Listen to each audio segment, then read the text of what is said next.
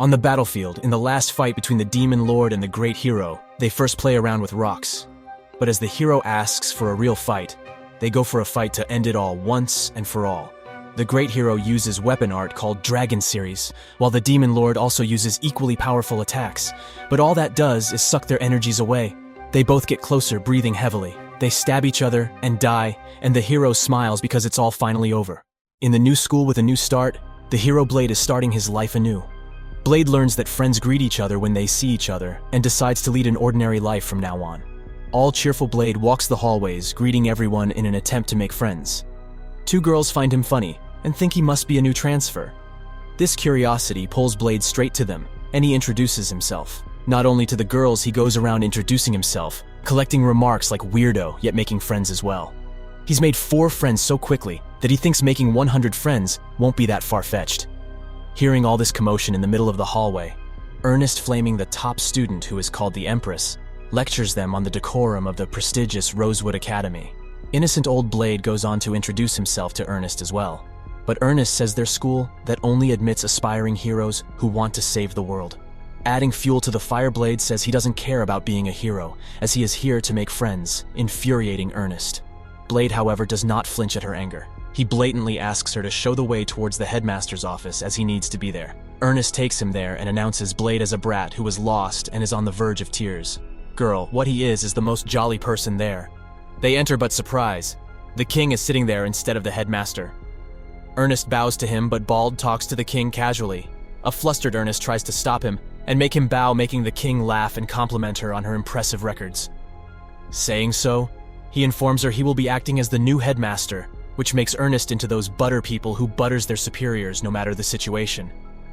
As she goes on blabbing, the king asks her to take her leave as he needs to have a private talk with Blade, which infuriates her again.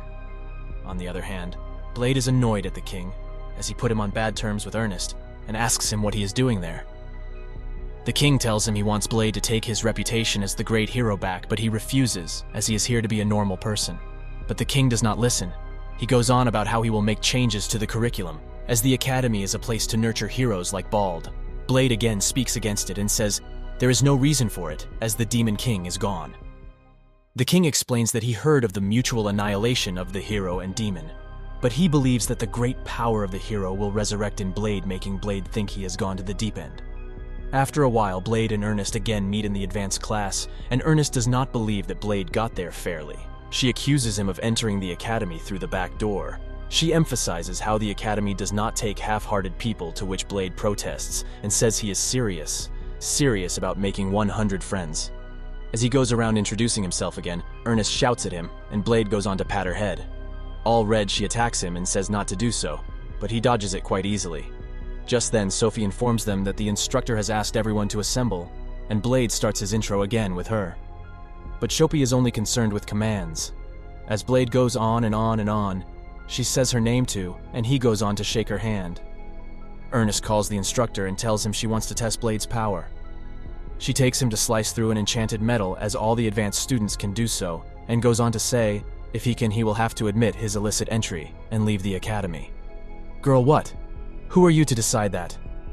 She tells him the advanced class is at a different level, to which he simply asks, how many levels? Flustered, Arnest says 3. So, Blade prepares his second level attack. Everyone is shocked as he uses Dragon Series as his fighting spirit. He not only obliterates the suit, but tears Arnest's clothes, sends her flying out the school grounds, and makes everyone fall to their knees, except Sophie. Witnessing all this, Arnest asks who he really is, and he says he is just ordinary. Lunchtime rolls around and Blade goes and sits with Arnest. When he calls his other friends, no one joins him. When asked why, Arnest says the table is reserved for her, as everyone is scared of her. As Blade goes on to stuff his face with curry, Arnest takes her words back about Blade's illicit entry, which Blade does not even remember, which flusters her, as it's been bothering her. She says sorry, but Blade hits her with thanks, and says she made it easy for him to make friends. When she asks who is his friend, he points to her, which makes her super red. She does not mind being friends, which makes the other students think she fell too easily. That night, she goes to her room and undresses and is happy that she made her first friend. Suddenly, her sword trembles, and she goes to a flashback where little Arnest heard the sword asking her to surrender to it. She remembers how it took over her and told her to destroy and burn. But Arnest now shuts it down, as she is going to be the new head of the Flaming family. So, she won't give in to the likes of it. The next day, Arnest goes all ham with the advanced students. Firstly, she fights Leonard, which seems like a huge fight, but she defeats him pretty mercilessly.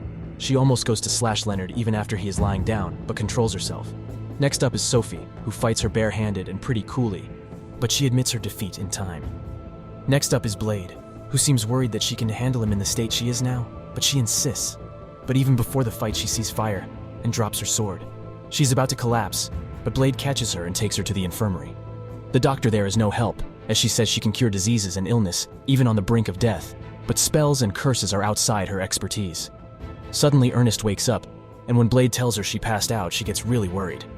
She asks if she did something really awful. He says she fell unconscious, and carrying her there was awful, making her blush again. As they return, he supports her as she walks. But as soon as she sees other students, she says she can walk on her own. When he says she can lean on him as they are friends, she asks him not to tell anyone what he heard in the infirmary.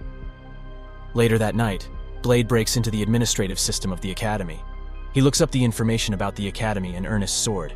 He finds out it is a demon sword called Asmodeus. The next day, Blade approaches Arnest wanting to talk in private, but she thinks he wants to threaten her. When he asks why would he do so, she says, maybe because he wants her spot as the top student. Blade blatantly says what is important right now is her and he is interested in her, making her flustered and jumping to conclusions. He suddenly tells her he knows the secret behind her sword, which makes her interested. In the evening, they meet at a cinematic rooftop or wall top, anyways a top, where he tells her the sword has its own will and grants its own tremendous power, but she doesn't have the full ownership. He asks her how did this happen.